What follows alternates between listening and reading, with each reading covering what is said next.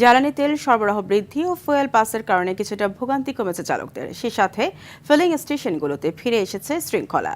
চালকরা বলছেন সব কয়টি পাম্পে এখনও সঠিকভাবে তেল পাচ্ছে না, তাই সরবরাহ বাড়িয়ে ভোগান্তি কমিয়ে আনার দাবি জানান তারা। আরও জানাচ্ছেন বিপুল দেব রায়। জ্বালানি তেল বিগত কয়েকটা দিন যেটা নিয়ে ছিল ব্যাপক হইচই। ঘন্টার পর ঘন্টা তেলের জন্য এক কঠিন ধৈর্য পরীক্ষা দিতে হয়েছে গ্রাহকদের। তবে তেলের দাম বৃদ্ধি ও ফুয়েল পাস সিস্টেম চালু করার পর প্রতীক্ষার প্রহর যেন কিছুটা কমে এসেছে। আগের তুলনায় আজকে সিরিয়ালটাও কম, ভোগান্তিটাও একটু কম, আর তেলের পরিমাণটাও মনে হচ্ছে একটু ভালোভাবে দিতেছে।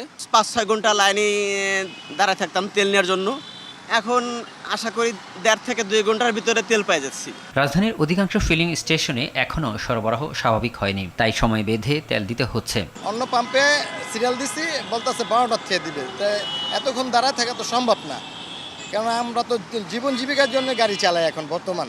সরকার তো বলে যে তেলের প্রচুর পরিমাণ তেল আছে, ঠিক আছে, তাহলে ওই হিসাবে তো আমরা তেল পাচ্ছি না, পুরো ভোগান্তিতে আছি। যতগুলা পাম্প আছে ঢাকায় সবগুলা যদি খোলা থাকতো, ওপেন থাকতো, তাহলে এই সিরিয়ালটা এত দূর যাইতো না। প্রতিটা পাম্প মনে করেন যে 90% পাম্প অফ, এখন দিবে না, সকালে দিবে না, বিকালে দিবে, রাত্রে দিবে, এক এক সময় এক এক টাইমে তেল দিবে এরা। এই যে সিরিয়াল আইছে যে কারণটা এটাই। আমরা চাচ্ছি যে গভর্নমেন্ট তেলের ঘাটতিটা পূরণ করুক এবং মানুষের মনে স্বস্তি ফিরে আসুক। যে একটা আতঙ্ক নিয়ে মানুষ দেশে বসবাস করতেছে, আতঙ্কটা দূর হোক। তেলের সরবরাহ বৃদ্ধি নিশ্চিত করা গেলে ভোগান্তি একেবারে কমে যাবে বলে মনে করছেন এই ফিলিং স্টেশন কর্মকর্তা। এখন আমাদের যে তেলটা সরবরাহ করি আমরা, সেটা তো যতক্ষণ থাকে ততক্ষণই দিতে হবে বা ততক্ষণ দেই, এরপর না থাকলে আর কোত্থেকে দেবে।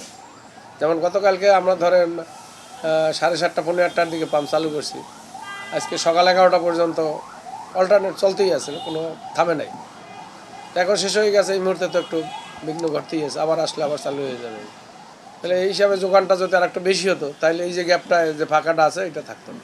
এদিকে ফুয়েল পাস খোলার জটিলতা কমাতে রাজধানীর প্রতিটি ফিলিং স্টেশনে সরকারের পক্ষ থেকে রাখা হয়েছে একজন কর্মকর্তা।